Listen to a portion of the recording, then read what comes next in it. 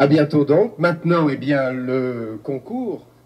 Et quand je vois Bernard Bessa, j'ai envie de l'appeler Monsieur Angoisse, Monsieur Suspense, parce que tous les jeunes sont là, doivent attendre, ils t'attendent. Est-ce qu'on a aujourd'hui les résultats du concours numéro 7?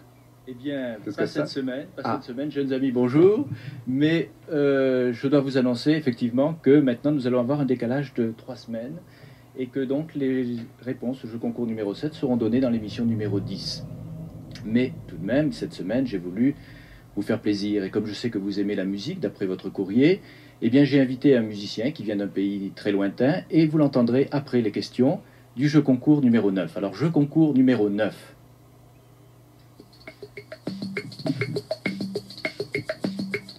Alors voici les questions du jeu concours numéro 9. Premièrement, quel est le nom du pays? Deuxièmement, quel est le nom de la ville? Troisièmement, quel est le nom de l'instrument de musique? Et quatrièmement, quel est le nom de celui qui conquit cette ville au XVe siècle? Je répète, quel est le nom de celui qui conquit cette ville au XVe siècle?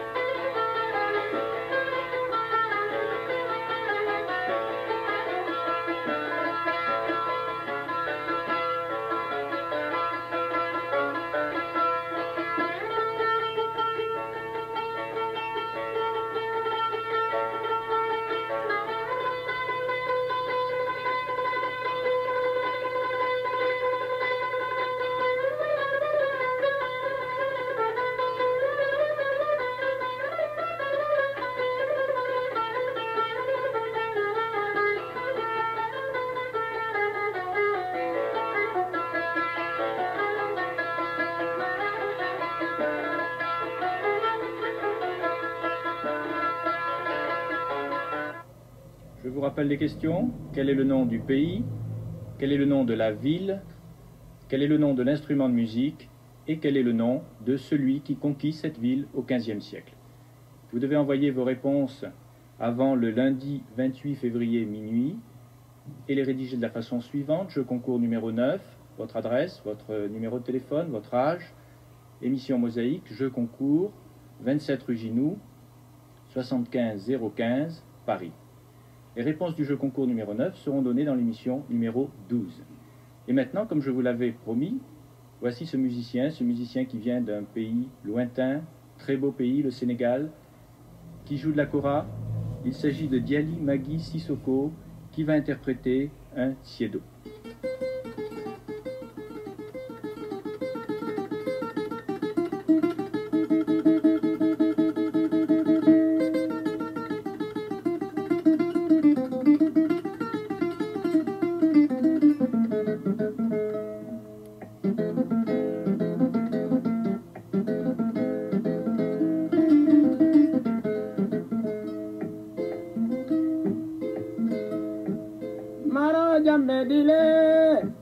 Maro jambe dile, sane mane jambe dile.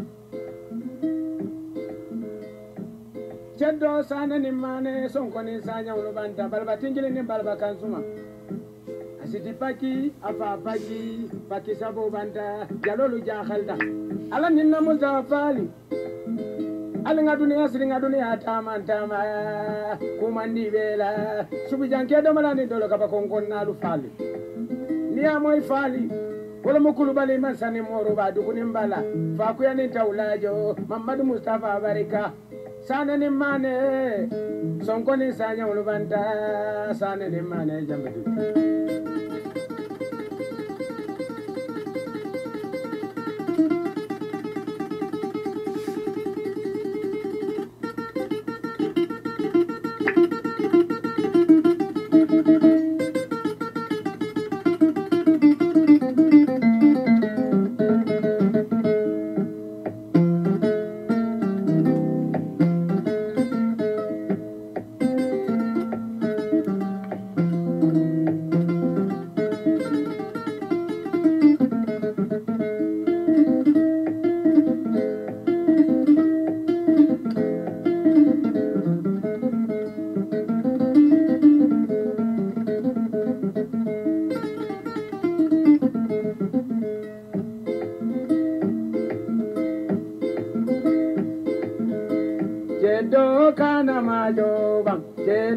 kana majo jeddo kabo kana majo sana ni mane asidi bagi afa bagi subujanje do malangana ni dolo kaba konkon nalu tamba mulku tamba dundula kilimane jonkele ba sanya njata do ba sonko bankira kole sane bala man kumbali bin subujanje do malande dolo kaba konkon nalu dunia o fa dunia nyanjol moriata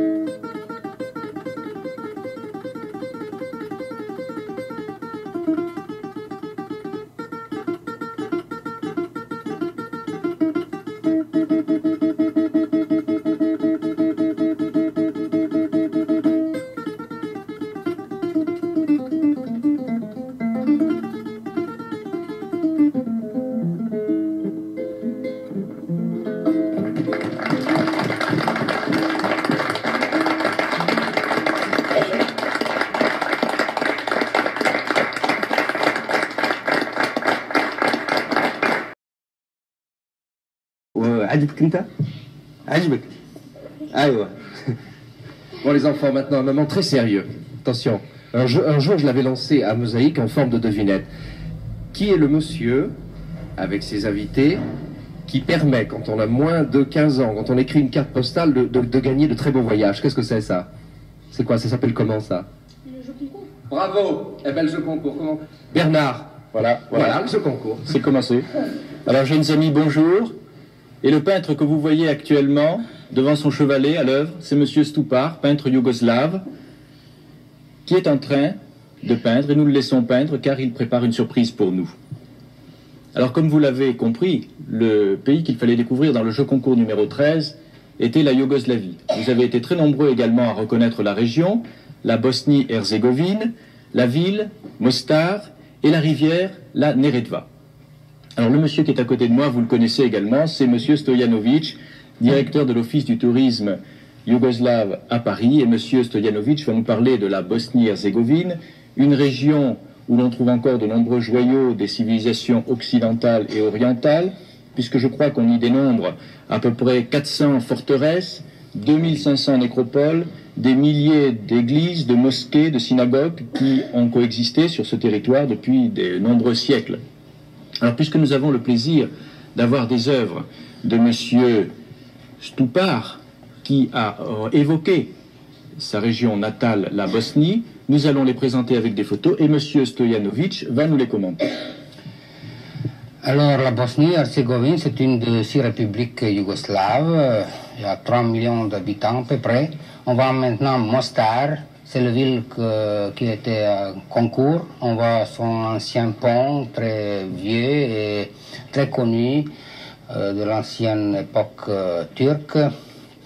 C'est une peinture qui est faite à proximité de Mostar, faite par M. Stupar. C'est un olivier. Ça prouve que Mostar est à proximité de la côte adriatique et qu'il dispose d'un climat très doux. On voit maintenant Sarajevo, la capitale de la Bosnie-Herzégovine, une ville qui a conservé un aspect quartier entier, on a un aspect oriental. Ici on voit un ancien marché turc qui est très bien conservé et qui représente une attraction touristique. On voit la même chose maintenant, mais exprimée par notre peintre Stupar. On voit les gens qui se trouvent dans ce marché. Maintenant, c'est toujours Sarajevo, c'est un autre aspect de la même ville qui se trouve juste au milieu de la territoire yougoslave. C'est une autre ville, c'est Jajce, une ville historique où on a créé l'actuel État yougoslave en 1943 pendant la dernière guerre. Et ça aussi, c'est une proximité de la région, près de Bihać. C'est un paysage très coloré, comme on voit. Et cette ville de Počitelj, c'est une ancienne agglomération maintenant quittée par l'habitant, mais transformée comme une colonie de peintres, colonie des artistes. Mais il y a aussi un hôtel, restaurant pour les touristes. C'est Banja Luka. C'était aussi la deuxième ville de la Bosnie par son importance et nombre d'habitants, qui se trouve que les touristes transitent quand ils voyagent vers l'Adriatique. Alors nos jeunes amis sont également des artistes parce que nous avons découvert là un aspect de la Yougoslavie. Oui. Et par exemple, Lakemish Beza nous a représenté également un costume de la Yougoslavie. Voilà. Alors énormément de réponses, énormément de cartes avec les 4 bonnes réponses d'ailleurs cette semaine. Et c'est parmi tout ceci que nous allons choisir le gagnant. Alors je vais le mettre dans le sac. Ah, le sac est resté accroché là. Voilà, voilà, Djeloul nous aide. Alors, je les mets Comme ça. dans ce sac de la Yougoslavie. Je les mélange un petit peu à l'intérieur. Et nous allons les faire tirer. Faire tirer le premier ou la première par Natacha.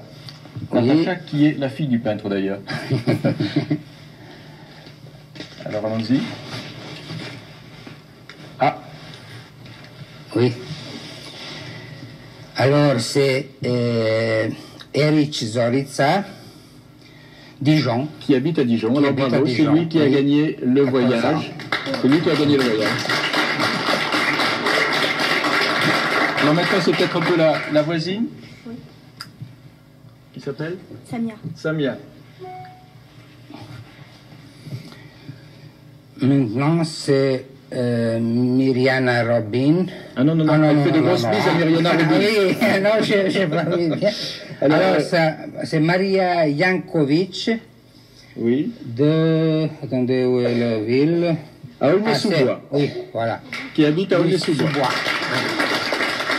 Alors, la deuxième prix, c'est un livre en couleur, la Yougoslavie. Très bien.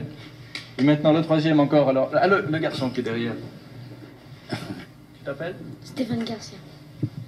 Ah, et bien voilà. Voyez, le sort. Ah, c'est celui qui a fait la photo. Hein. Alors, c'est Kemish Beza. Oui. De Carpentras. Oui, Carpentras, dans le midi de la France. Dans le Voilà. midi de France. Aussi un livre, comme ça. On va lui envoyer. Oui. Eh bien, bravo à tous les gagnants. Et maintenant, je vais me diriger vers Monsieur Stupar, qui est en train de peindre, que l'on va voir d'ailleurs. Monsieur Stupar, alors vous êtes originaire de Bosnie. De Bosnie, oui. De quelle ville? C'était à côté Bihać, une ville qui s'appelle Bosanski Petrovac. Vous êtes en France depuis de nombreuses années. Depuis 12 ans, Vous faites de la peinture uniquement. uniquement de peinture.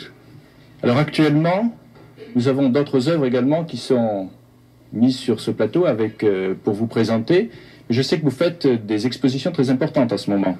Oui, à Osaka, au Japon, et en Yougoslavie, à Sarajevo, capitale de Bosnie. Alors qu'est-ce que vous avez représenté là sur ce tableau? C'est une personnalité, un clown, charmant pour les enfants, qui amuse les enfants là.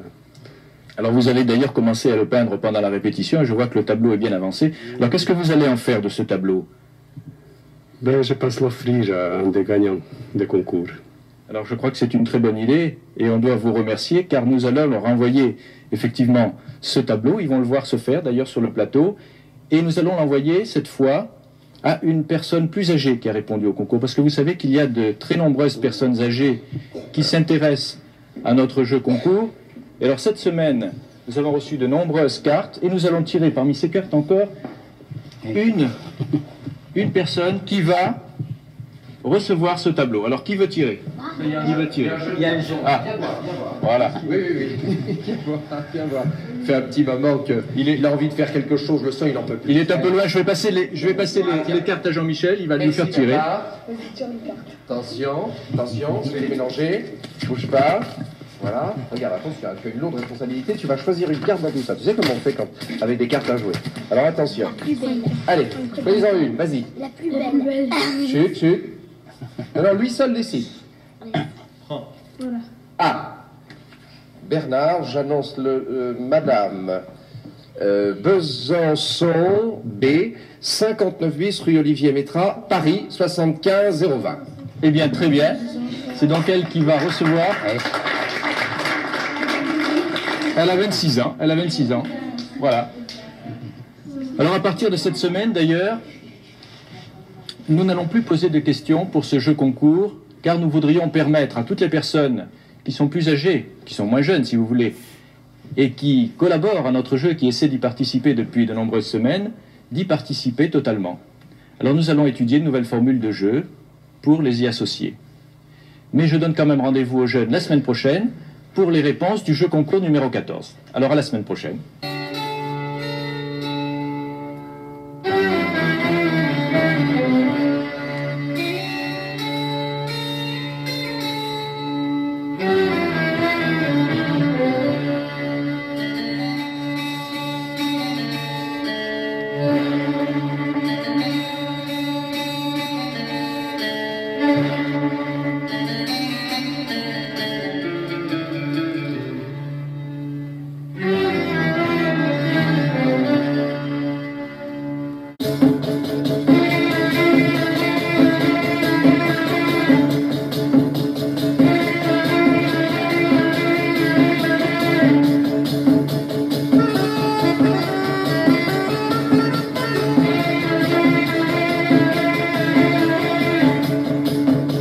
Merci Kenza pour cette danse du Touareg et à bientôt Hamidi Saïd également avec les marionnettes. Alors, avant de se dire au revoir, je voudrais que nous retrouvions l'invité de Bernard, le peintre Stoupart, qui a commencé un tableau et je voudrais voir où il en est maintenant. Bernard, où en est notre invité? Eh bien voilà, Monsieur Stoupart a presque terminé son tableau, le clown Badi. Et je dois remercier Monsieur Stoupart, peintre, d'avoir affronté aujourd'hui les projecteurs du plateau de Mosaïque, car c'est pas fréquent qu'un peintre vienne sur un plateau de télévision, mais il a permis ainsi de mêler l'art de la peinture aux autres arts qui ont été présentés aujourd'hui sur ce plateau. Alors je vous remercie, Monsieur Stoupart, et je dois aussi vous souhaiter bonne chance pour les expositions que vous êtes en train de mener à Osaka, je le rappelle, et à Sarajevo. Sarajevo. Exactement, merci bien. Et Madame Besançon va donc recevoir son tableau prochainement. Eh ben là, elle va être très gâtée, parce qu'il est très joli. Alors voilà, nous arrivons à la fin. Au revoir Djeloul. Au revoir Jean-Michel.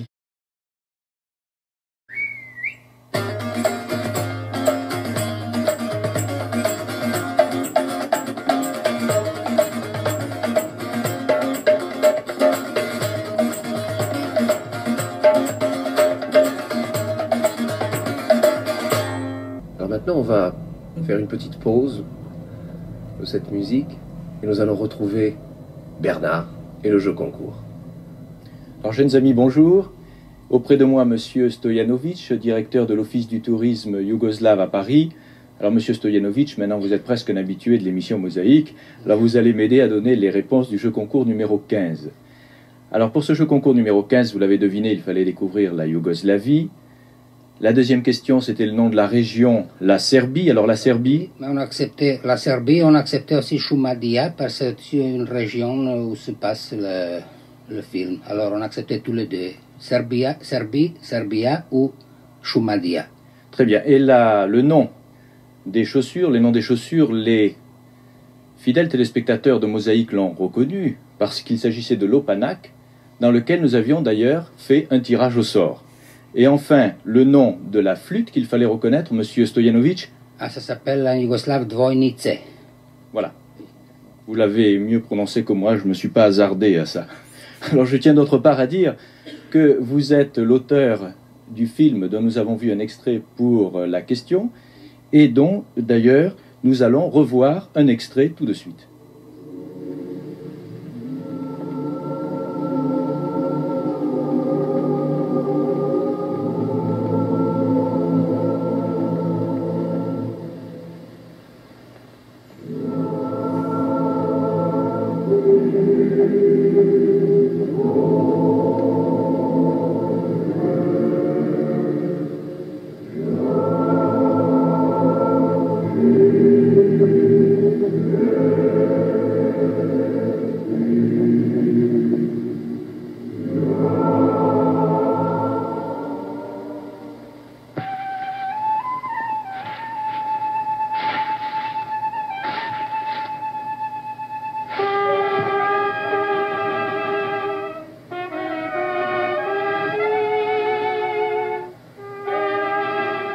zamolit ćemo istoriju da za trenutak napravi mesto trubačima.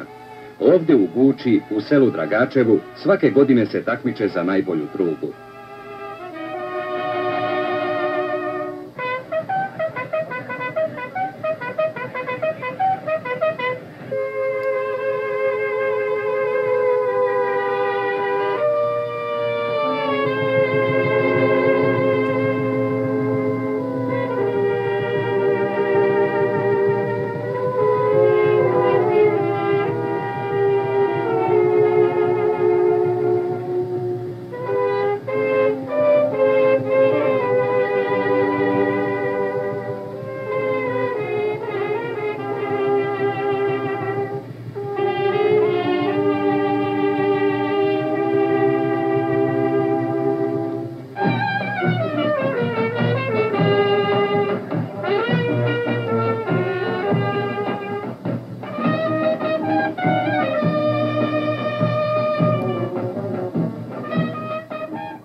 Monsieur Stojanovic, nous avons vu encore de nouveaux aspects de la Serbie.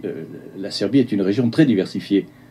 Oui, c'est une de six républiques yougoslaves qui, au point de vue touristique, très intéressant. On a vu déjà plusieurs monastères du 3e ou 4e siècle avec des fresques qui sont très, très jolies. Je vais mentionner aussi la Serbie est très connue par ses villes d'eau, il y en a de trentaines. Et ce que nous venons de voir sur ces images, cette fête? Cette fête, c'est une fête folklorique qui chaque année, il se passe chaque année. Ça s'appelle Dragachevska Truba, c'est une compétition de joueurs de trombone. Et ce sont des traditions qu'on peut encore voir, qui ne se... Oui, parce qu'en Serbie, le folklore est toujours authentique. On peut trouver le folklore presque partout. C'est pas la peine que le syndicat d'initiative organise quelque chose pareil. Je peux aussi ajouter Port de Fer. Hein, c'est la plus grande gorge en Europe de filets, longue de 100 km, faite par Danube. C'est vraiment une chose qu'il faut voir. Et enfin, la capitale. Et la capitale, c'est Belgrade. En même temps, c'est la capitale de la Yougoslavie.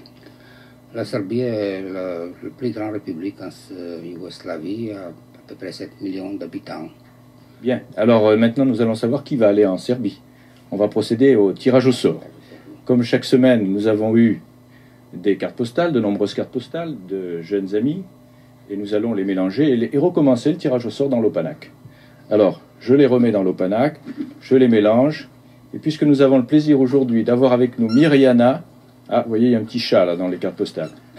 Nous avons Mirjana qui va tirer. Elle va d'ailleurs nous annoncer le nom du gagnant.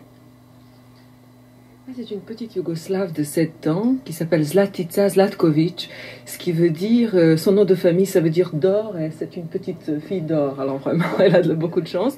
Donc ses réponses, c'est la Yougoslavie, Serbie, Šumadija, Dvojnice, Frula et Opanac. Et elle habite où? Elle habite les Florali, bâtiment 23, à la Baule. Bon, très bien. Alors, nous l'applaudissons, c'est très bien. Elle gagne, M. Stojanovic? Alors, elle gagne un séjour à l'hôtel de Yougoslavie à Belgrade. C'est un hôtel de luxe pour 2 personnes une semaine, par avion Paris-Belgrade et retour. Très bien, eh bien nous vous remercions. Alors maintenant le deuxième. J'espère que cette petite fille me choisira pour l'accompagner à Belgrade. Alors le deuxième, c'est Monsieur Deni Ajdibegovic. Alors apparemment c'est un petit Français d'origine yougoslave. Ses réponses, Yougoslavie, Serbie, Dvojnica, Opanci. Il habite à 67 Ilkiš Grafenstaden. Et il a 5 ans. Bien. Voilà. Alors qu'est-ce qu'il gagne? Alors il gagne un paire de Opanac. Voilà, bien. Et de la bonne pointure, là, celle-là. Oui, très bien. Et maintenant le troisième. Et le troisième. Une jolie fleur. Écoutez, je crois que c'est encore la même famille, n'est-ce pas? Une autre Zlatkovic, mais Marica, 8 ans, vous voyez, c'est ça, la Baule. Voilà, c'est une heureuse famille. Et alors, il gagne? C'est une famille hein, très, très heureuse. Hein. Alors, il gagne un livre sur la Serbie, en couleur, qui est récemment paru. Hein. Qui est un très beau livre qui a eu un prix, je crois, et dont vous êtes en partie l'auteur aussi. Oui, moi je suis aussi une partie de l'auteur, mais pas l'auteur de l'Opanak. C'est pas pour moi. L'auteur du livre, simplement.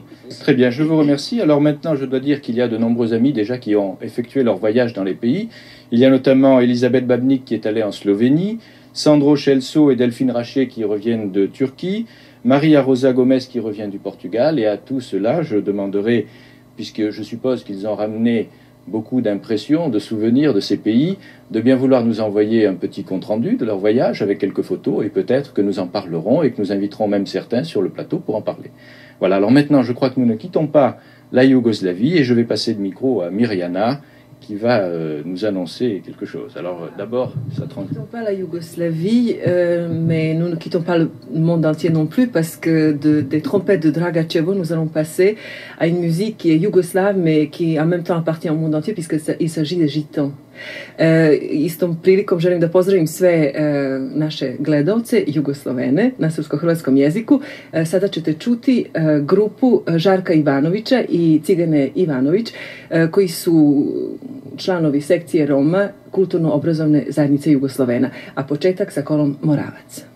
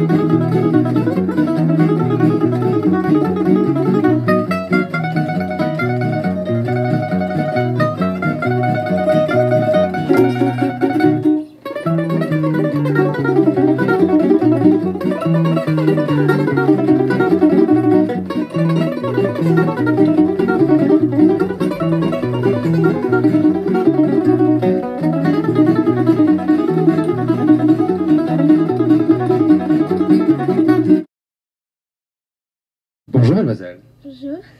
L'émission Mosaïque, vous la regardez? Oui, Et qu'est-ce que vous aimez dans Mosaïque? je concours. Eh ben voilà, annoncé le jeu concours. Bernard Bessa, bonjour. Les résultats du concours numéro 7, croyez-moi, sont très attendus. Alors est-ce qu'on va les avoir aujourd'hui? Alors voilà, nous allons les avoir. Jeunes amis, bonjour. Voici les résultats du jeu concours numéro 7. Alors à la première question, il fallait répondre la Yougoslavie. À la deuxième question, le Monténégro. Et à la troisième question, le Colo Oro. Alors comme vous savez que cette émission, que ce jeu concours, est une occasion également de vous faire mieux découvrir un pays, de vous donner envie de mieux le connaître, eh bien j'ai invité aujourd'hui M. Bogdanovic, professeur à l'Institut national des langues orientales de Paris, qui connaît bien le Monténégro et qui également a collaboré au montage de la séquence que vous avez vue. Et M. Stojanovic, directeur de l'Office du tourisme yougoslave à Paris, que vous connaissez déjà. Et tout de suite, nous allons donc parler de ce Monténégro. On dit comment le Monténégro en serbe? Ça s'appelle Crna Gora. Voilà. Crna Gora. Alors, Crna Gora, le Crna Gora, est donc Monténégro, situé au sud de la Yougoslavie et jouit d'un climat très doux grâce à sa situation aussi sur la côte adriatique. Alors, est-ce que vous pouvez nous parler un petit peu des sites les plus attrayants de cette région? Oui, c'est une de 6 républiques yougoslaves, le plus petit. La plus petite république. Voilà, république par la surface et le nombre des habitants, mais parmi les plus attrayants par ses beautés naturelles. C'est ça, d'après vos explications, j'en conclurai que c'est presque un petit peu la côte d'Azur de la Yougoslavie, c'est ça? Voilà, on peut dire ça? C'est une région où les plages sont le plus attrayant, oui. De sable, le climat doux, et les habitants aussi très hospitaliers. Et du tourisme beaucoup, certainement, alors? S'il y a du tourisme, ça se développe, mais il y a toujours des places encore sauvages. La côte n'est pas encore sur Piplet, si vous On voulez. peut encore se baigner tranquillement. Voilà, on peut trouver une plage pour soi-même. Voilà. Alors nous allons Ça, voir d'ailleurs c'est- quelques sites sur les images maintenant.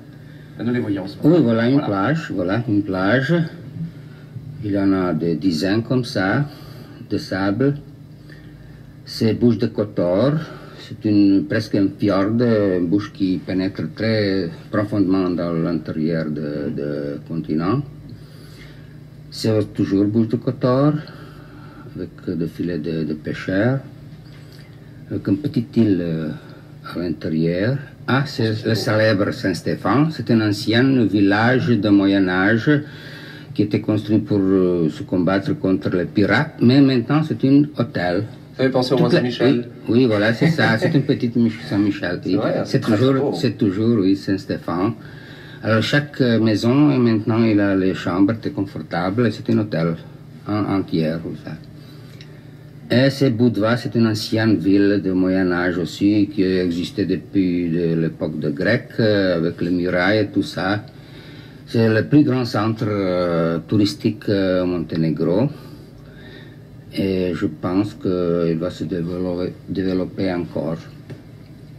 L'eau est très claire. C'est Ulcinj, ce sont des murailles de Ulcinj. C'est une station touristique qui est le plus au sud de Monténégro, presque à la frontière albanaise, mais qui dispose d'une plage de 16 km de longueur. Voilà.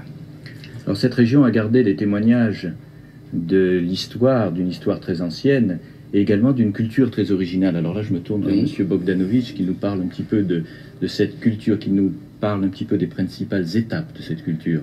Eh bien, la culture du Monténégro est une culture très ancienne, une culture très riche. Vous savez bien que les Monténégrins sont slaves. Les Slaves arrivent au 7e siècle dans cette région qui forme la Yougoslavie d'aujourd'hui. Et en ce qui concerne l'histoire du Monténégro, elle commence par un État monténégrin au 11e siècle. Mais déjà au 9e siècle, à Boka Kotorska, c'est-à-dire dans les Bouches de Kotor, dans la ville de Kotor, est fondée une confrérie de marins. C'est une confrérie donc très ancienne. Les gens de la Bouche de Kotor étaient des marins très célèbres et ils sillonnaient beaucoup de mers aux environs de l'Adriatique.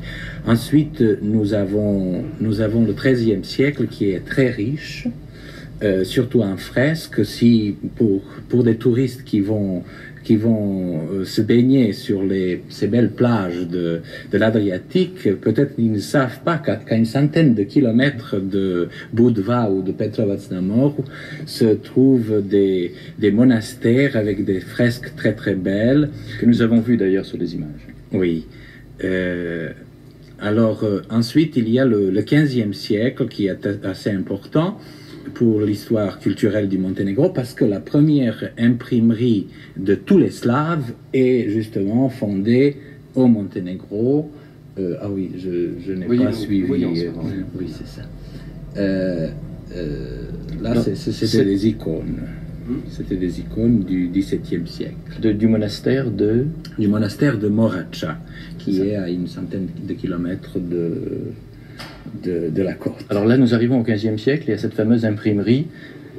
Oui, il y a une fameuse imprimerie qui se trouve dans la ville. Aujourd'hui, se trouve à côté de cette imprimerie la ville de Cetinje, qui est une ville très importante pour l'histoire du Monténégro au XIXe siècle.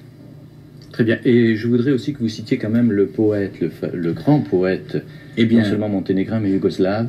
Et presque, dirais-je, de tous les Slaves, enfin, un grand poète qui s'appelle Njegoš, qui a écrit une œuvre très célèbre et traduite dans toutes les langues du monde, qui s'appelle La couronne de la montagne. Alors maintenant, qui va découvrir cette région? Eh bien, nous allons le savoir en procédant au tirage au sort. Alors cette semaine, j'ai eu également de nombreuses réponses et beaucoup de personnes, beaucoup de jeunes ont découvert On a beaucoup de bonnes réponses. Ah, beaucoup. Alors cette fois, nous en avons plusieurs et justement, je les mélange avant de... Alors j'en connais plus d'un ou d'une en ce moment qui devant son petit écran. Alors mademoiselle, vous êtes venue un petit peu nous aider et travailler. Hein. Voilà. Alors on les met dans le sac de la Yougoslavie. Et une main innocente va nous révéler Le nom du gagnant. Alors mélangez bien. Hein. Voilà. Attention, vous rendez compte de la responsabilité que vous avez en ce moment? Oui. Vous avez le trac en faisant ça? Une seule, hein. Vous n'avez pas le trac? Bah dites donc, moi j'en connais devant leur petit écran qui ont le trac. Ah, ça y est, on va le savoir. Dans un instant. Permettez. Alors, les réponses. Yougoslavie, Monténégro, Oro. C'est juste, exact. C'est Milovanovic Dragan, 11 rue Molière. Les Mureaux. Les Mureaux. Oui, les Mureaux. Alors, âge 15 ans. Alors bravo. 15 ans, c'est bon l'âge là. Oui, très bien. Jusqu'à quel âge? C'est jusqu'à 15 ans. Jusqu'à 15 ans, c'est vrai. Alors elle gagne? Alors, il gagne. C'est un garçon. Hein. Ah, c'est un garçon. C'est un garçon. Alors, il gagne un séjour à Budva qu'on a vu tout à l'heure aux écrans. Un séjour dans un hôtel de 3 étoiles. Oh le vénard. 2 personnes, une semaine. Voyage en avion. Vous savez, après les photos qu'on a vues, j'ai envie. Hein, voilà, c'est toute beauté. Voilà, c'est le bon pour le voyage. On le lui enverra. On le lui enverra. Très bien. Alors maintenant, le second, je crois. Le second ou la seconde. Attention. Grand moment de suspense. Mélangez bien. Ferme les yeux. Allez, une. Bon, ça va. Le sort va en être décidé dans... voilà. Dites-nous cela, monsieur. Alors maintenant, voilà. C'est bien. C'est une fille maintenant. Yougoslavie, Monténégro, Oro, ça va. Alors, parce que c'est une fille. Qui habite à Paris et qui habite à Paris, c'est Pelicic Sonia. Sonia Paris, oui. Oui, alors elle Paris, gagne. cette 48 rue dessous, elle gagne une petite poupée. Ouh là là. Très bien. Alors, c'est une costume national de Monténégro. Du Monténégro, très Voilà, bien. Et maintenant le troisième. Et la troisième. Ça va, vous voulez pas que je va, fasse? ça va. Non, ça va, bon. Alors, c'est Simasek Sinisha. De nos gens sur Vernisson. Alors il gagne. Il gagne un joli livre sur l'Adriatique en couleur. Alors, c'est toujours une très, très jolie Très bien, très belle édition. Avec des belles photos. Voilà. Parfait. Alors, bravo Dragan. Et il va avoir la chance de découvrir cette région, mais également, je peux dire à tous ceux qui voudraient aller dans cette région qu'il y a des possibilités de tourisme assez économique. En Yougoslavie, d'ailleurs, il y a un accueil chez l'habitant qui permet d'avoir justement des conditions très favorables. Et également pour les jeunes, la Yougoslavie est bien équipée en auberge de jeunesse. Et ils peuvent avoir tous les renseignements d'ailleurs à l'Office du tourisme. Oui, voilà. Office de tourisme. Alors merci Monsieur Stojanovic, merci au nom de nos jeunes amis, merci Monsieur Bogdanovic et bravo encore Dragan. Alors maintenant nous passons au jeu concours numéro 10.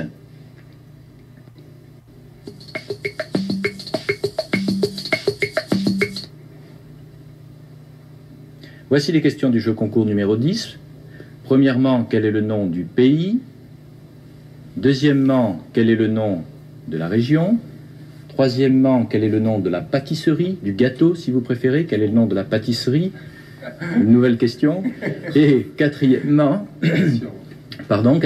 quel est le nom du monument que vous allez voir dans les dernières images? Alors nous regardons le film ensemble.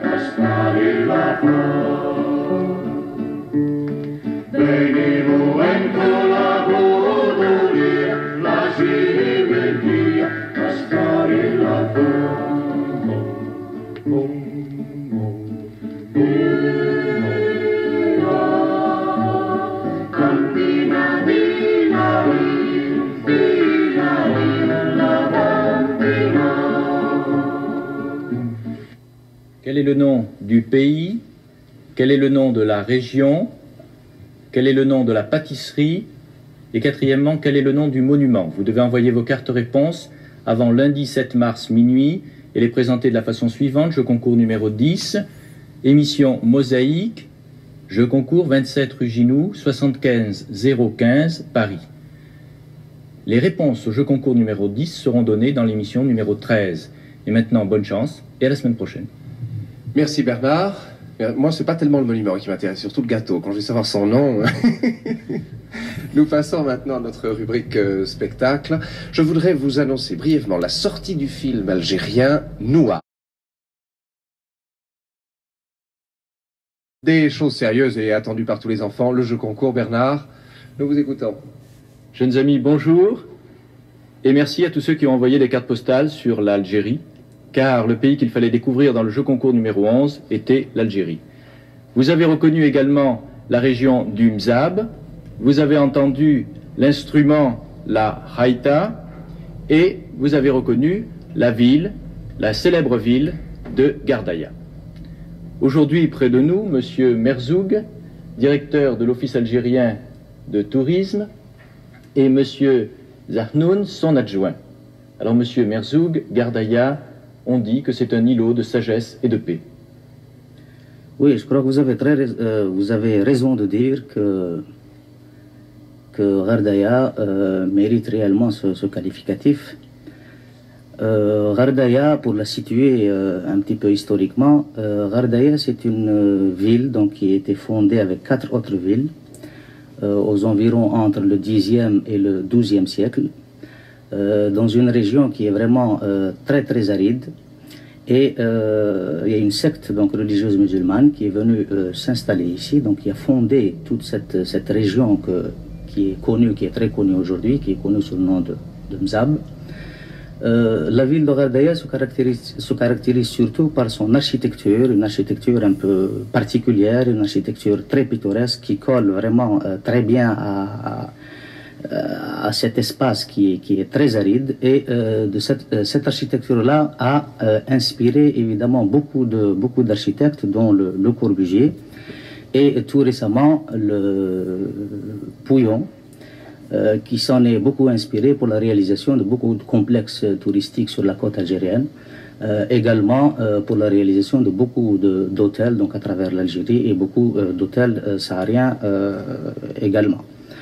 Ce qu'il faut dire aussi, c'est que pour les visiteurs d'aujourd'hui, le Gardaïa dispose actuellement d'installations hôtelières qui sont très modernes, particulièrement l'hôtel Rostemid. C'est un hôtel donc très luxueux qui dispose de tout le confort, de toutes les installations, tous les aménagements sportifs, de loisirs, etc. C'est une région également qui se trouve au cœur de l'Algérie. C'est une région donc au départ de laquelle on peut visiter plusieurs autres régions d'Algérie, particulièrement la Saoura, Timemoun, Bni Abbas. Du côté est du Sahara algérien, les Oasis, Tougourt, El Oued, Ouargla, etc. Et également donc, les randonnées du Grand Sud, donc vers les grandes découvertes du Hogar Tassili. Cette région a été mise en valeur. Cette région a été mise en valeur, donc en dehors, si l'on veut, de l'équipement touristique. C'est une région qui a bénéficié donc de beaucoup d'efforts sur le plan donc du développement économique, du développement social, de la promotion donc de l'homme saharien d'une manière générale. Eh bien, je vous remercie, et nous allons écouter Saïd Nissia que nous avons invité. Saïd Nissia, joueur de haïta, il est à côté de Djeloul, alors je laisse la parole à Djeloul.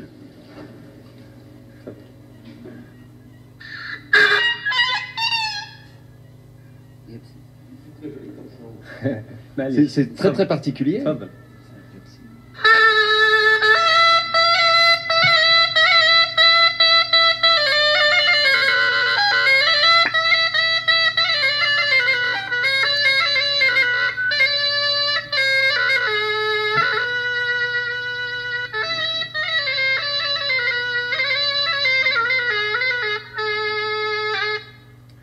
شكرا سي سعيد. جيت باش تكلم لنا على الآلة اللي هي الغيطة، واللي هي معروفة في شمال افريقيا سواء في الجزائر في المغرب او في تونس. نعم. لانها يستعملوها في مناسبات خاصة. ما هي؟ في الفرح يستعملوها في العرس كي تكون عروس وإلى زيانة كما نقولوا حنا في البلاد بخصوص الفرح دائما هي في الفرح اللي تكون ايوا آلة تاع الفرح. نعم. لكن المادة اللي معمولة بها واش هي؟ فهي الجوز حطب الجوز. ايوا. ويقصوه ويعملوه للظل باش ما يدخلوش الشمس. ايوا. نعم. وهذه كما نقولوا حنا القصبة هي تكون كما نقولوا حنا بالعربية اللي راع ويقصها في الربيع ويعملوها تيبس للظل وكذلك. L'instrument que vous avez entendu dans le jeu concours, c'est une raïta. Elle est faite en bois de noyer avec cette petite pipette qui est en roseau. Oui. Voilà, Bernard Bessa, je crois que tu peux continuer, Jean-Michel. On sait tout sur l'instrument de musique. Alors maintenant, qu'est-ce qui se passe, Bernard? On tire au sort, non? Ah, maintenant, c'est le moment très attendu des jeunes. Bon, alors très vite, un cochon, et on va remuer tout ça et on tire au sort. Voilà, toutes les cartes postales, il y en a une cinquantaine avec les bonnes réponses. Nous les mettons dans une pochette. Allez, on va mélanger. Alors je les mélange. Puisque Carole reste avec nous, elle va nous aider à tirer ça très bien. Au sort. Ah oui. Je ne regarde pas. On la donne à Monsieur Marzoug. C'est lui qui va dire le nom du gagnant ou de la gagnante. Alors, le premier prix, c'est Anne Domitil Piré, qui habite Arles. Eh bien, bravo. Bravo Anne. Bravo. Alors, maintenant, nous allons tirer tout de suite le deuxième.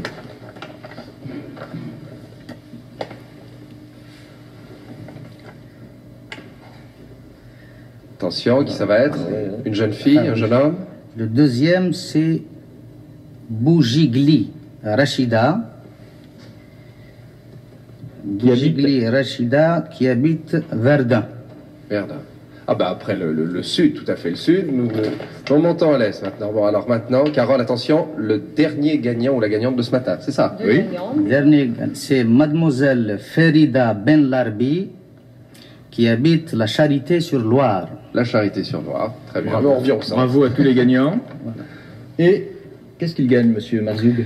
Lorsqu'il gagne le premier prix, évidemment, c'est un prix qui est très intéressant. C'est un séjour en Algérie, à Tipaza. Tipaza, qui est une station balnéaire qui se trouve à 67 km à l'ouest d'Alger. C'est un séjour Paris-Paris, une semaine, pension complète, qui est valable du 28 mai au 17 septembre 1977. Alors ceci, je ne sais plus son nom, mais c'est pour la petite Arlésienne, la première tireuse. C'est le premier. Ah, très bien. Il y aura aussi un guide sur l'Algérie aujourd'hui. Ça lui permettra de... Ah, puis il est indispensable d'avoir un guide, puisqu'elle va y aller. Absolument, pour mieux découvrir le pays. Elle préparera son voyage avec tout ça. C'est le guide. Merci. Le deuxième? Le deuxième prix, donc, il y aura aussi un guide Algérie aujourd'hui. Et le troisième prix, un guide Algérie d'aujourd'hui. Et tout ce qu'ils ne trouveront pas dans ce guide, ils pourront l'avoir à l'Office national algérien du tourisme. Ils iront vous voir. Voilà. Ensuite, à présent, jeu concours numéro 14.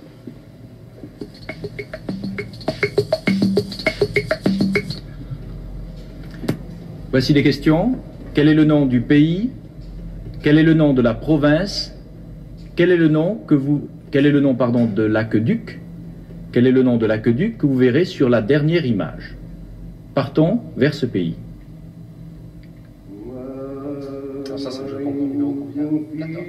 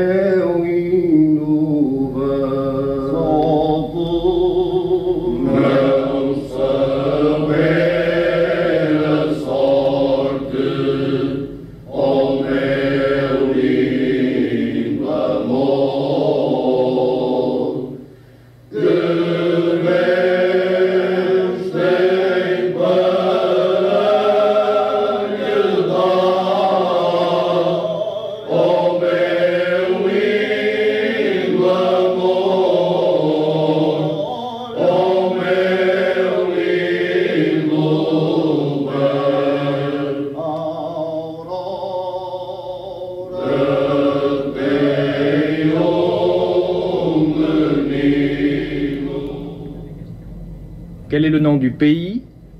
Quel est le nom de la province? Quel est le nom de l'aqueduc? Vous devez envoyer vos cartes réponses avant lundi 4 avril minuit à l'adresse suivante. Émission Mosaïque, Jeu concours, 27 rue Ginoux, 75 015 Paris. Les réponses du jeu concours numéro 14 vous seront données dans l'émission numéro 17. Je remercie encore nos invités et je vous dis bonne chance et à la semaine prochaine. Evet, şimdi yeniden Türk Folklor Kurumu ekibini izliyoruz. Ve Türk Folklor Kurumu'nun ekibini Bitlis, Ağrı ve Erzurum'dan değişik oyun havalarıyla yeniden buluyoruz.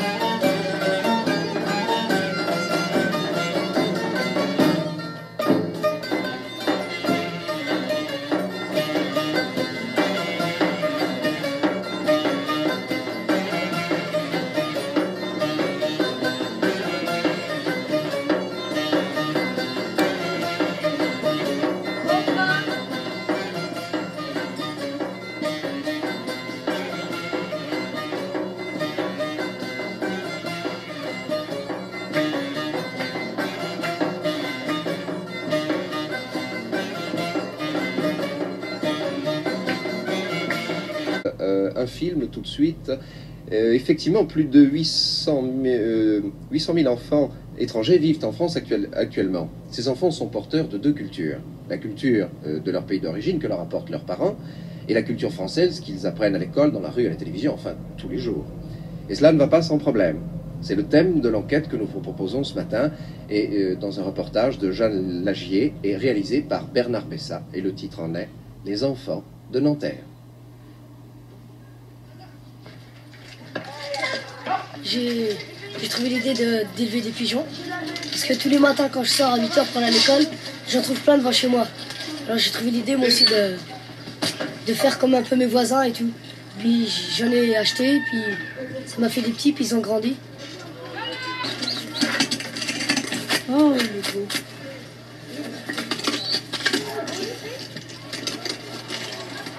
Là, il y a un petit, là. Sa mère, c'est une colombe, et puis sa mère, c'est un pigeon normal. Puis il est sorti comme ça, le pigeon. À Nanterre, il y a 20 000 enfants d'âge scolaire, dont une grande partie d'enfants de familles immigrées. La plupart vivent dans des cités, cités de transit ou grands ensembles.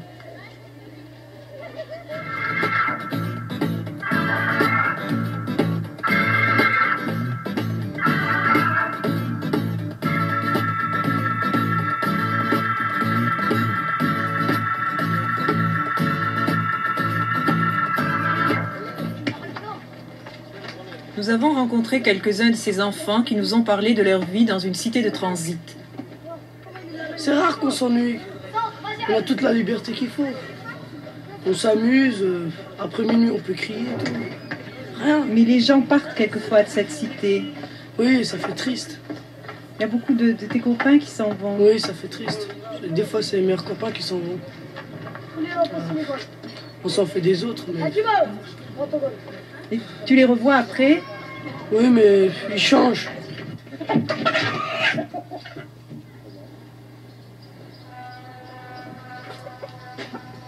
C'est ta basse-cour, Kader? Qu'est-ce que tu as là? C'est un petit poulailler que j'ai fait. C'est toi qui l'as construit? Oui, c'est moi. Et qui est-ce qui s'occupe des poules? C'est moi. Question de poussins, ils en avaient, mais comme j'ai des rats derrière chez moi, ben, ils peuvent pas vivre, les poussins. Ils sortent de presque partout. Ici, j'en ai ici sous la moquette. Ici, il y a des... 10 سنين من اللي درت هذاك الدوماند لللوجمون درت في لاميري درت في البليفيكتور درت في. Depuis la mort de son mari, Madame Chouraki élève seule ses 9 enfants. Elle vit depuis 10 ans dans une cité de transit où en principe le séjour est provisoire, mais ses ressources insuffisantes l'ont empêché jusque-là d'obtenir un autre logement. ودرت الدوماند في بيتون 5 enfants. هذا بالعربية. Ils ont gagné. Faut dire, joue bien, hein, je veux dire. Espagne-Autriche. Ses enfants vont à l'école et les plus jeunes suivent aussi les cours d'une classe coranique. Et à l'école française, tu y vas volontiers? Tu passes en... Tu es en CE2? Non. En CE2 et tu redoubles, je crois. Pourquoi? Qu'est-ce qui... Je suis trop lente. Tu es trop lente? En français? Non, en travail. Troisième personne du singulier.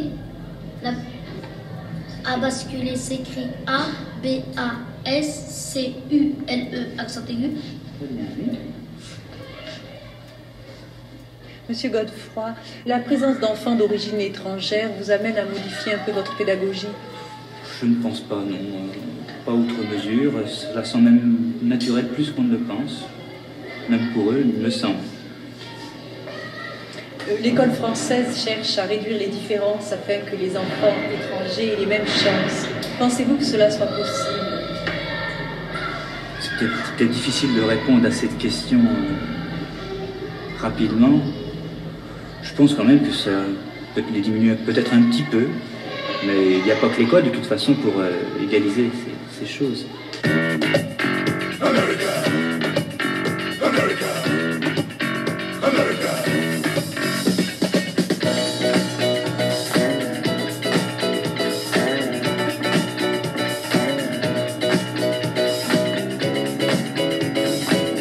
Mon idole, c'est Elvis Presley. Je trouve qu'il est bien, sa façon de s'habiller, son style, comment il danse, comment il chante. Puis on aime bien les chanteurs américains. Oui, vous écoutez beaucoup de musique? Ouais. Les films américains plaisent beaucoup au public. De quel pays vous vous sentez plus proche? Amérique. Ouais, pareil. Ouais, les États-Unis, quoi. Qu'est-ce qui est bien en Amérique? Tous les habillements, la musique, l'habitation. Les boîtes de nuit, tout ça. Tout est grand là-bas, c'est beau. La vie est facile. Dans la cité, il y a un manque total d'hygiène, il n'y a pas du tout d'hygiène.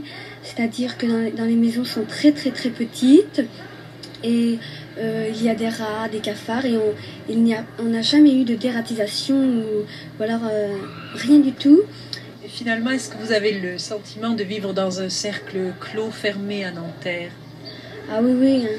Vraiment parce qu'on a l'autoroute qui est d'un côté, on a une zone industrielle qui est de l'autre côté, on a la Seine de l'autre côté. Ça fait que tout ça, tout ça est bien regroupé, ça fait on est vraiment enfermé.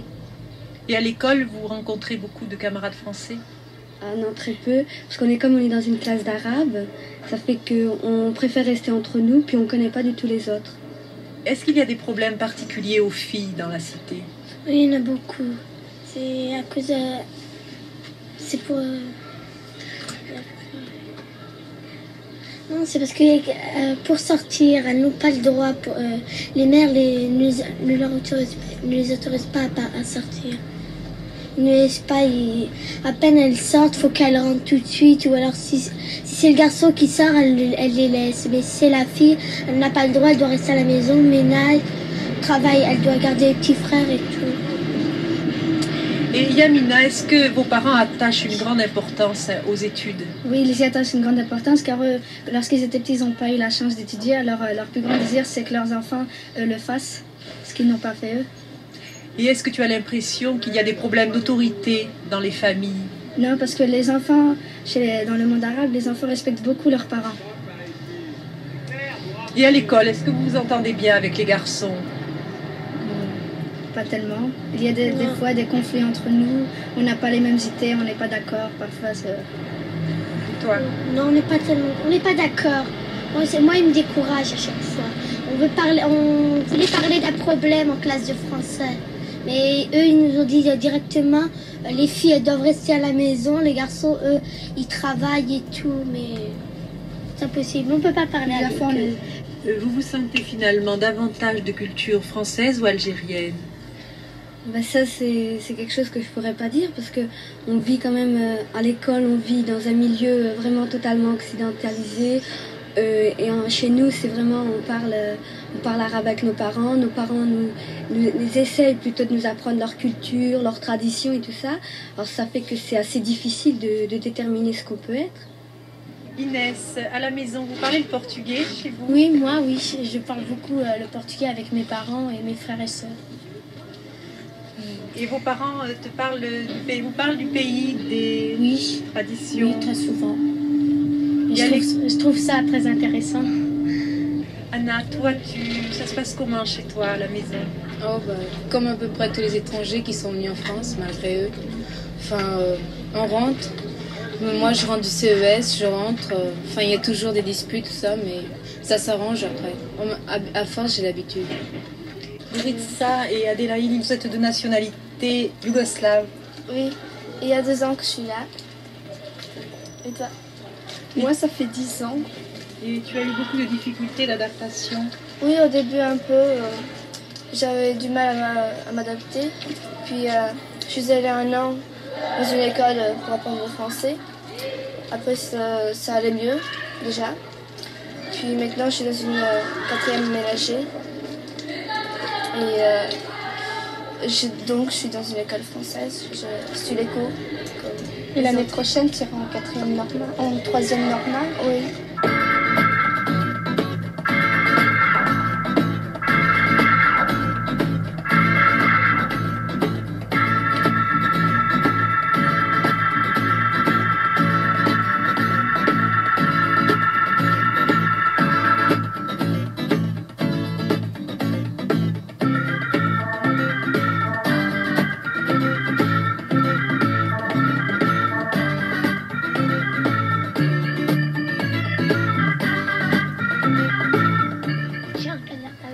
Moi du cousin. Il y a un joli terrain de foot ici, tout près de la cité. Vous venez jouer quelquefois là? Il nous avait dit qu'on pouvait venir jouer, mais à une seule condition, qu'on saute pas par le mur. Alors moi un jour j'ai sauté par le mur et puis après il m'avait dit de sortir. Et puis il a construit le mur grand et puis une fois qu'il a construit, il nous a dit vous pouvez sortir. Mais finalement, est-ce que vous avez le sentiment d'être mal vu par les gens ici? À Nanterre, ça va un peu. Par la police? Oui, la police aussi. Ce serait pas grâce à un homme qu'on connaît, il s'appelle Jean-Marcel. C'est un ami à nous, et puis ce serait pas grâce à lui. On aurait été emmerdés plusieurs fois par les flics et tout. Quand ils nous attrapent, ils nous tapent pour rien. Comme ça, ils nous rencontrent dans la rue. Ils nous prennent nos vélos et tout. Comme moi, ça fait mon 12e vélo, et j'espère qu'ils vont pas me le ramasser. Comment ça se passe quand ils vous emmènent au poste? Ils nous appellent, et puis nous on vient, et puis ils nous disent venez, on va vous parler. Et puis une fois qu'on est dans le car, c'est fini, et ils commencent à nous taper, et puis... Ils disent où c'est que t'as eu le vélo, d'où tu l'as volé, où t'as volé la roue, où t'as volé la pédale. C'est comme ça. Et toi, Kamel, tu as eu affaire quelquefois à eux? Oui. Comment ça s'est passé? C'est passé pareil.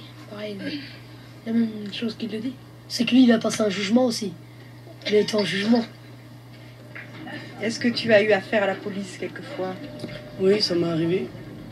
Et dans quelles conditions? Dans quelles circonstances? Les magasins. Ils nous ont attrapés. Ils ont dit qu'on a volé, on n'a pas volé. Ils nous arrêtent dans la rue comme ça. Pour leur faire plaisir, ils nous arrêtent. Vous allez quelquefois dans les familles françaises? Est-ce que vous êtes invité parfois à aller chez les familles? Oui, Jean-Marcel il nous a invités avec Jean-Marcel. C'est un avocat. Quand on a des ennuis avec la justice, il vient nous aider pour y ressortir. À qui appartiennent ces jardins? C'est un vieux bonhomme qui habite dans la cité. Puis, comme il est tout seul, alors je viens l'aider quelquefois à cultiver un peu. On vient tourner la terre ou alors couper la menthe et puis après on va la vendre sur le marché. Et puis il y en a plusieurs jardins, il n'y en a pas qu'un. Il y a de l'autre côté, il y en a des Français, il y a des Marocains là-bas, puis il y a des Portugais aussi par là-bas. Ici un peu, il y a presque tout le monde qui connaît ce jardin-là et puis ils viennent pour acheter et tout. Alors qu'est-ce que tu viens pêcher ici? De la truite. J'ai pêché des poissons. Là. C'est poissonneux? Oui, Tu as une épuisette, qu'est-ce que tu vas faire? c'est pour attraper des grenouilles, l'épuisette. Ou alors pour aider la canne à pêche à pas s'en aller dans l'eau quand j'ai un gros poisson. Et l'école, Kader, comment ça se passe? Bon, vers l'école avec moi, ça va un peu. Il y a des moments où j'aime pas l'école, mais ça va un petit peu. Il y a des moments où ça va pas. Et l'école, est-ce que ça te plaît? Comme la prison. C'est pas question que j'aime pas l'école. C'est qu'on a des drôles de profs dans l'école. Qu'est-ce que tu vas faire l'année prochaine? L'année prochaine, je vais faire menuisier dans un centre. Ça te plaît? Oui, ça me plaît. C'est mieux que l'école, quoi. Quel métier tu as choisi plus tard? Qu'est-ce que tu aimerais faire? Fermier. Et pourtant, tu fais de la menuiserie. Oui. Menuisier ou fermier, c'est bien les deux parce que dans la menuiserie, on peut faire un peu de tout pour arranger des cages ou un peu de tout, quoi. L'autre jour, tu m'as dit que tu serais voyou chaudronnier. Oui. Qu'est-ce qui t'amène à dire que tu pourrais être un voyou? Tout le monde voudrait être voyou. Ah bon, pourquoi? La plupart, quoi. C'est bien. Pourquoi c'est bien?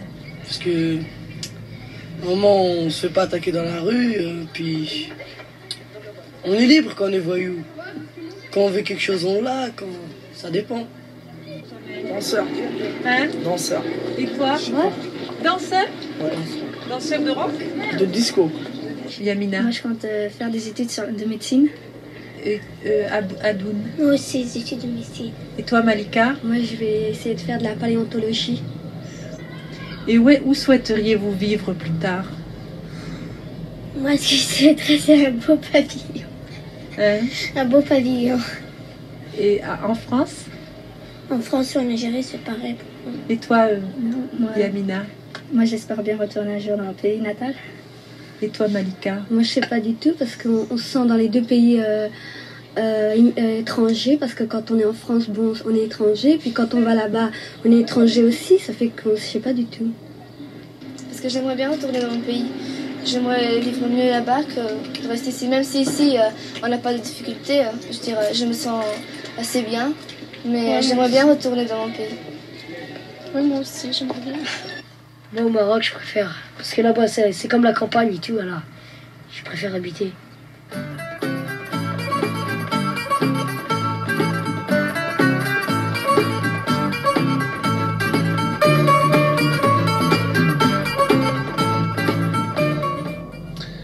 Voilà, nous venons de voir donc cette enquête réalisée par Bernard Bessa. Nous avons vu des enfants, des grands et des moins grands, des jeunes filles, des jeunes garçons.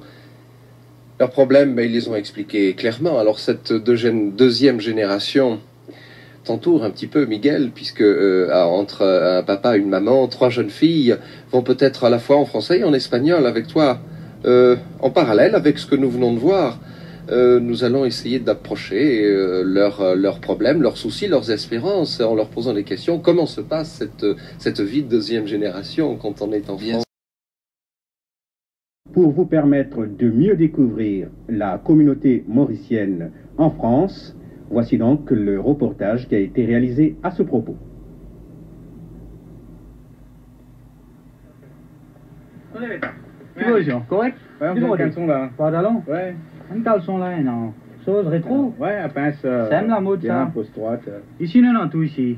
Vitesse 38, mon frère, moi. Sur prix 179 francs. On fait un prix pour toi, ouais. D'accord. Bon, ici, un problème ça. Normal, hein. Printed boxes only, oui. Oui. Votre émission s'appelle Mosaïque et vous savez que l'île Maurice est en soi une mosaïque. Vous avez là des hindous, vous avez là des gens de la population blanche, vous avez des Chinois, vous avez des musulmans, vous avez des Télégoûs, des Madras, vous avez des gens, ce que les Anglais ont fini par appeler de la general population, c'est-à-dire des métis comme moi. Et tout ça vit dans cette île au milieu de la richesse du soleil, au milieu de la richesse de la mer, qui est la proximité de partir ou de ne pas partir, mais aussi dans cette interrogation du futur. Que vais-je devenir?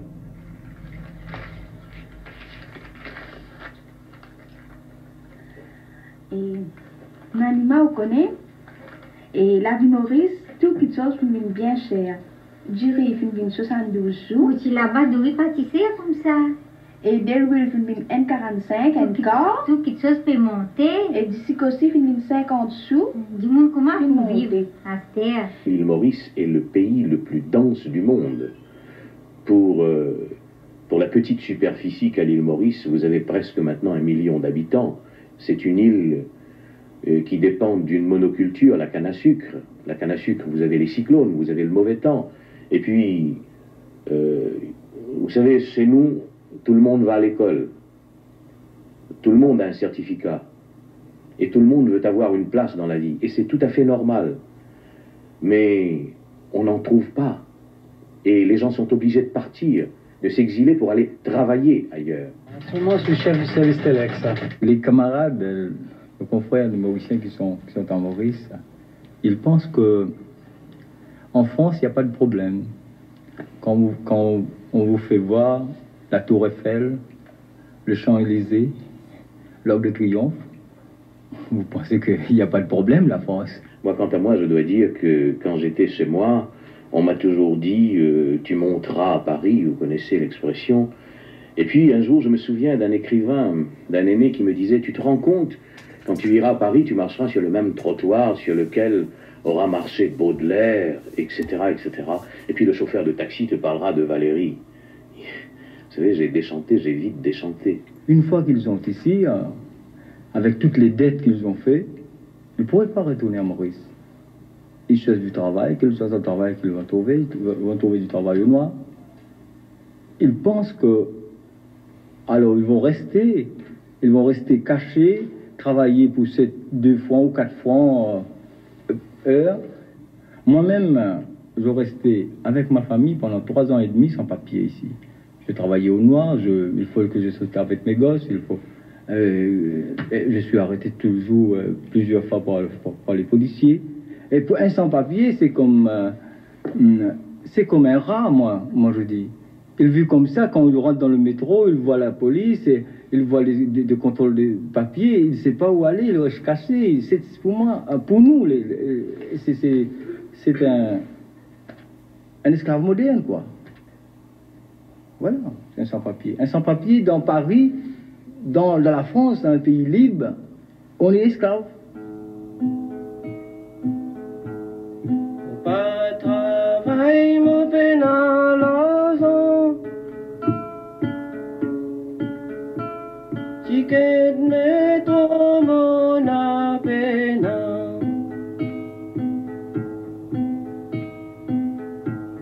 Enzo ici, Enzo là-bas.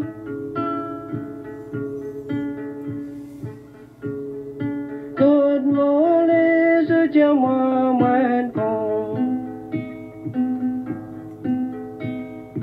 Tout ça là qui fait arriver. À cause de mon peine à mon papier. Dans métro, mon assisé. Dans mon lycée, l'homme qui coulait. Au début de 1976, on a obtenu 850 régularisations. Début de 1976. Et puis en 1977, 1500 régularisations. De 1977 à 1978 jusqu'en 1979, il y avait environ 1300, 12 à 1300 régularisations. Le gouvernement nous avait promis 1500 régularisations, puisque c'était un accord entre le gouvernement mauricien et le gouvernement français, un accord pour régulariser 1500 Mauriciens. Dans ces réunions, dans ces assemblées populaires, j'ai vu des travailleurs apprendre à analyser, si vous voulez, les mécanismes de l'économie, je n'ai pas peur de dire des mots comme cela, à partir de faits très concrets, de faits vécus, le réel du monde ouvrier. Je l'ai vu analyser dans ces assemblées qui durent 2, 3, 4 heures chaque dimanche. Et là, je dis, c'est une véritable université ouvrière parce qu'on est près du réel et on analyse les conditions d'oppression, d'esclavage, on disait tout à l'heure, oui. On les analyse là et les ouvriers apprennent pas simplement à avoir des papiers, c'est bien autre chose. Ils apprennent à être des hommes libres, des hommes qui qui prennent conscience qu'ils sont peut-être esclaves et comment essayer d'en sortir. Vous voyez les photos qui sont là, les gens qui travaillent dans la confection, il y en a qui travaillent dans la confection et qui couchent sous les machines. Mais ces gens-là, ils sont isolés et que leur patron leur fait peur. Et il y en a des sans-papiers en même temps. Quand on est sans-papiers, on est esclave. Et les femmes qui travaillent en plein de maison, c'est des esclaves, puisqu'elles bossent 2 matins à 7h jusqu'à 10h du soir. Comme ils sont sans-papiers, ils n'ont même pas de coupure. Et le week-end, les patrons les emmènent à la campagne. Dans le moment que j'entrais en France, je n'avais pas de papier, je ne sais pas, il faut besoin de carte de séjour ou carte de travail. J'étais en train de travailler comme ça, en train de chercher, mais il n'y a personne qui m'a bossé sans papier parce qu'il a dit que c'est vraiment difficile. Je prends la responsabilité assez difficile vis-à-vis de moi, des questions sans papier. Mais à ce moment-là, je connais Saint-Odile, le mouvement de travailleurs mauriciens. À ce moment-là, je suis allée voir Pierre Dallet. Il m'a trouvé une place pour une dame qui est en travail maintenant.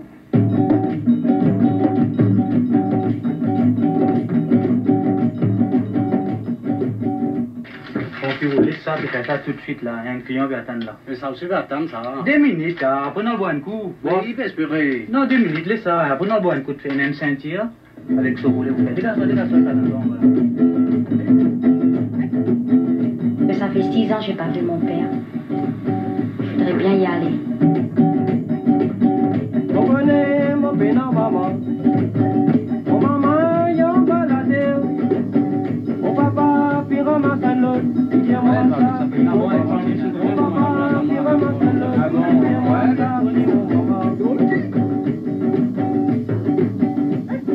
Toujours mauricienne et solidaire avec mes compatriotes et tous les immigrés. Je peux dire que l'île Maurice fait partie de ma chair intime, de l'eau qui coule dans mon corps, du sang qui coule dans mes veines. Là où je suis, c'est mon île qui est. Je ne pense presque jamais à moi, mais toujours à ce pays.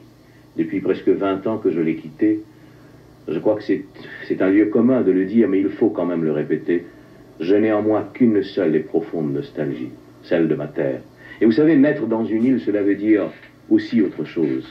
C'est être soi-même une île. Et je crois que chaque homme l'est, à sa manière. Ce qui fait que tout Mauricien est doublement insulaire. Une île parce qu'il est un homme, une île parce qu'il est né dans une île. Et je crois que c'est ce qui fait aussi que là où nous allons, nous les Mauriciens, on peut s'adapter, on peut se coller.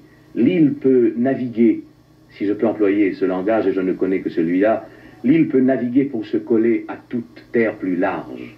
Vous savez, c'est Césaire qui dit « L'île est veuve du continent », et c'est vrai. C'est un peu pour ça que beaucoup de Mauriciens s'en vont. Alors, en avant-première de ces manifestations, nous vous proposons ce matin de découvrir les ségatiers, les chants et les danses de l'île Maurice.